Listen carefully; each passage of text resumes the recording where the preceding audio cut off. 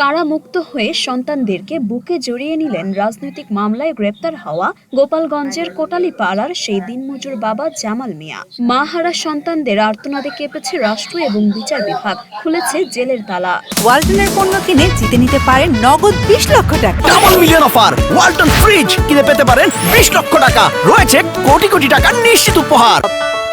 বৃহস্পতিবার গোপালগঞ্জ অতিরিক্ত chief judicial magistrate আদালতের বিচারক জামাল মিয়াকে জামিন দেন। তার পক্ষে জামিন আবেদন করেন গোপালগঞ্জ জেলা লিগ্যাল এইড এর আইনজীবী অ্যাডভোকেট শারমিন জাহান। সন্তানদের কাছে পেয়ে খুশিতে আত্মহারা জামাল মিয়া জানালেন নতুন জীবনের গল্প। আমি 1 সপ্তাহ কারাবন্দী ছিলাম। গতকাল 14 তারিখ গোপালগঞ্জ কারাগার থেকে মুক্তি পেয়ে আমার নিজ বাড়িতে আসি। আসার পরে আমার 3 কন্যা সন্তান আনিশা, তানিশা, ফারিয়া ও এক ছেলে সাজ্জাদকে পেয়ে আমার খুবই ভালো লাগছে। আমি খুবই এখন আনন্দিত।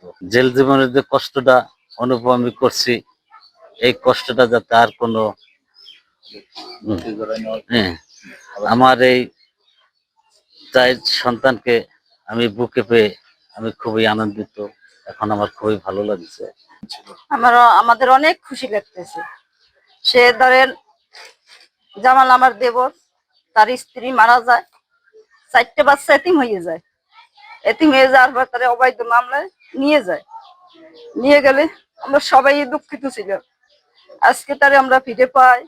তার পাশে সবাই, এই যে সবাই সাংবাদিক, সবাই সারা বিশ্বের মানুষ পাশে থাকায় আমরা অনেক খুশি। আর তাদেরকেও ধন্যবাদ। তারা যেন সারা জীবন তাদের পাশে থাকে। কিন্তু মা মারা যায়, তারা মিসকিন হয়েছে, 4টে ছেলে মেয়ে। তারপর বাবারে ধৈর্য নিয়ে যায়, তারা এতিম হয়ে গেছিল।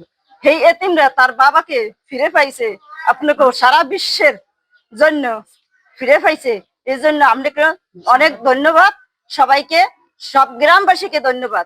জামাল মিয়াকে কারাগার থেকে মুক্ত করার পুরো কৃতিত্ব দেশের বিভিন্ন গণমাধ্যমের বলে জানান জামালের প্রতিবেশীরা। সাংবাদিকদের এমন কর্মকাণ্ড ইতিহাস হয়ে থাকবে বলে জানান তারা। মিডিয়ারা যিনি এই যে মানুষের, অসহায় মানুষের পাশে দাঁড়ায়, সত্য জিনিসটা যাতে প্রকাশ করে এবং আমাদের সাধারণ মানুষের উপকৃত হবে, না আজকে এই জামাল সাহেব ছাড়া পাইতো না।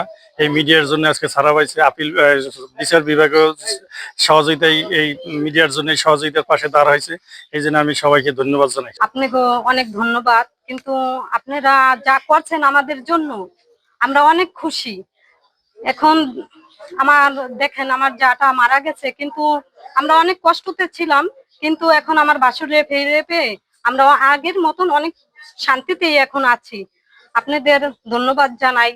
জামাল মিয়া আটকের পরে তার পরিবারের যে দুঃখ দুর্দশা চিত্র আমরা দেখতে পাই, আমরা স্থানীয় যারা গণমাধ্যম কর্মী আছি আমরা বিষয়টি তুলে ধরি। পরবর্তীতে আমাদের সাথে গোপালগঞ্জ জেলার সাংবাদিকরা এসে যোগ দেয়। গোপালগঞ্জ জেলা ও কোটালীপাড়া উপজেলায় কর্মরত সকল সাংবাদিকবৃন্দ অত্যন্ত দ্রুততার সহিত বিষয়টি গণমাধ্যমে তুলে ধরে এবং গণমাধ্যম অত্যন্ত গুরুত্ব সহকারে এই এই মানবিক বিষয়টি প্রচার করে, যার ফলে রাষ্ট্র এবং বিচার বিভাগ অতি দ্রুত জামাল মিয়ার জামিনের ব্যবস্থা করে। আসলে এত দ্রুত এবং এত সহজেই বিষয়টি গুরুত্ব সহকারে রাষ্ট্র নিবে বা বিচার বিভাগ নিবে, বিষয়টি আমরা অবিশ্বাসযোগ্য ছিল। মানবিক কারণেই জামাল মিয়ার জামিন দেয়া হয়েছে বলে জানান জেলা লিগ্যাল এইডের আইনজীবী। তিনি জামালের পক্ষে জামিন আবেদন করেন। প্রসঙ্গত, গত শুক্রবার রাতে কোটালীপাড়া থানা পুলিশ জামাল মিয়াকে বাড়ি থেকে ধরে থানায় নিয়ে যায়। ঘরে ছিল তার অবুঝ 4 সন্তান। মরিয়ম মিম, ঢাকা পোস্ট।